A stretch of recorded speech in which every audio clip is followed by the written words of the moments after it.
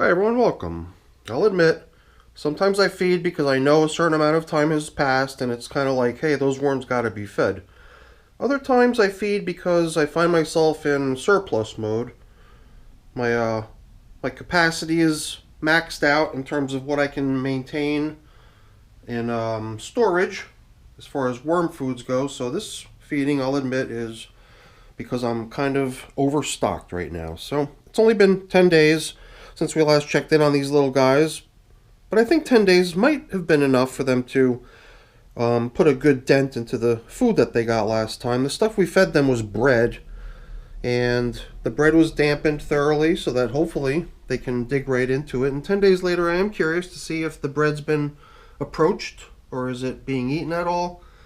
I don't have a lot of experience feeding bread, so either way, whether or not they need the food I've got for them today, the melon rinds and coffee, they're getting it either way. So let's check in on these 250-day-old European nightcrawler systems, giving them feeding number 23 today. So let's get to work. After we feed these guys a little bit of coffee, we're going to be positioning these filters over their feeding zone so that we always know where we last fed, as was done last time too. This feeding zone indicator over here. And I also like to put down top covering paper that the worms are welcome to hang out on and nibble, and I usually try to get as much life as possible out of those. But I thought that those would make really nice bedding to go in with the feedings this time, so we're going to replace top covering papers and feeding zone indicators, enabling us to use all that lovely seasoned paper down in here as bedding with today's feeding. Just making me think that it's probably going to be the type of bedding that the worms are going to be able to nibble away pretty quickly, since it's already kind of been kick-started and in progress for 10 days now. Alrighty. Guess they're going to be going in dry as these went in dry, but they're completely drenched. Nice and damp from being in the bin. See, I think it was not only worms nibbling away at this, probably those springtails helped a lot too. Getting that piece of paper pretty nibbled away. This one seems to have held up pretty good, but also shows some signs of bin creatures working the stuff down. Are we going to find leftover bread, I wonder? Let's check it out.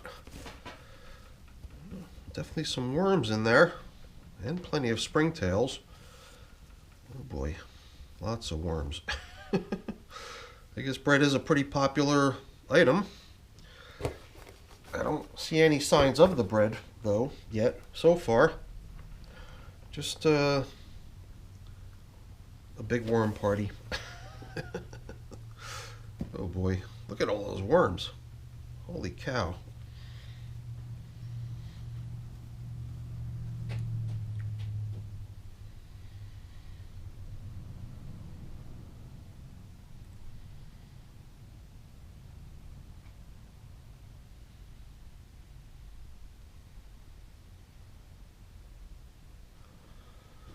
It's funny how one piece of leftover, this chunk of bread right here, became more and more visible as the worms squirmed away from it and left it behind.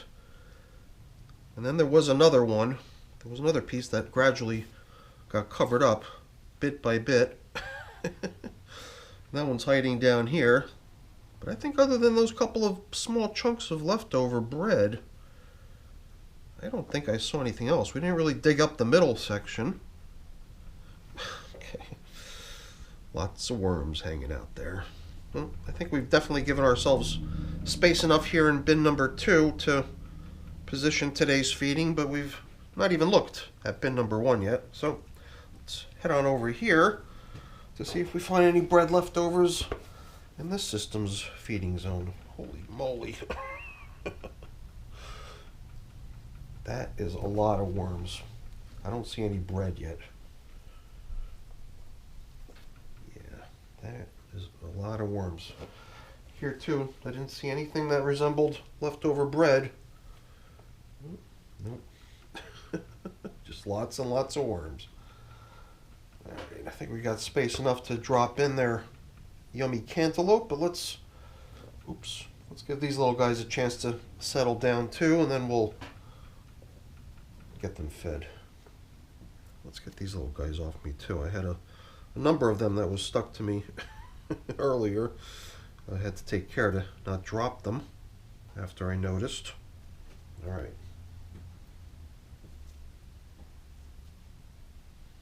It's pretty cool to see how they turned out for this stuff. They definitely like it. They like the bread. But today, no more starch. Today it's fruit. So I've got one end for each system, and then a whole bunch of hacked up bits of melon. And it did seem to me like perhaps, yeah, maybe the coffee that's in that filter is a little bit less than what's in this one. So maybe we'll share over here, and then I'll leave the rest for here, and then that should be a fair distribution of the coffee. Stuff here is a little bit older, a little bit drier. Stuff's a little more damp and sticking to the filter. I've also got my worm chow, which is something I've gotten into the habit of adding to the coffee to try to, I guess, make it a little bit more interesting for the worms or whatever. Gives me an excuse to use this stuff. I have a feeling they like it. How can they not like something that's all yummy bite-sized foods? And here's another thing that I've been trying to get rid of here. This is like some unused batter. It's been sitting down here in my wormery for many days now. I just need to get rid of this stuff. I'm pretty sure that the pasty stuff will go 1, 2, 3, but I think there might be nuts in here too. Wow, I'm so close to being out. I think whatever feeding I do tomorrow, it's going to be the lucky benefactor of whatever, or beneficiary? Beneficiary of what remains there. Alright. It's a pretty nice feeding they got, if you ask me. So let's finish up over here by taking a quick peek on the outer edges of the systems. Clearly not as many worms hanging out in that stuff as we found down in the feeding area. What's happening over here? Here? I think this might just be possibly worms that were just trying to skedaddle out of our way when we opened up the feeding zone. Perhaps we're just sort of now disturbing the same worms a second time as the ones that we messed with earlier. So why don't we give them some peace. Let's get things leveled off and covered up. Feeding zone indicator, I'm going to put it right there to show where we last fed.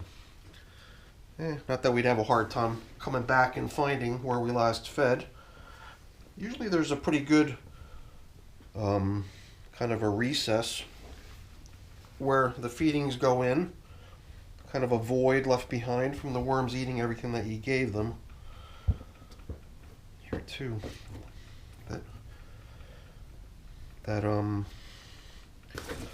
that bedding that they got is going to probably be a welcome treat.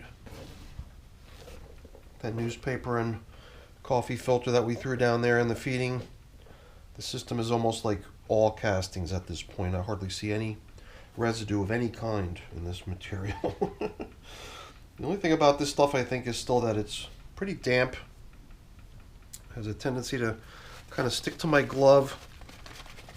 The sticky stuff is usually, at least in my bins, the stuff that might have a little bit more moisture content to it than it really needs. But yeah, the worms love it. You can tell that they're really enjoying themselves in here. So I got these two that have a kind of a blue appearance to them. And then I've got these two over here that seem to have this kind of red appearance to them. So that's the reason I matched them up, to be color coordinated. Alright everyone, that's it for our check-in with the 250-day-old European Nightcrawler systems. Getting feeding number 23 today. Good timing on it. I didn't know what to expect with the bread, but it did seem like coming back in here with today's feeding was pretty opportune, because that bread was definitely running low. Totally gone here.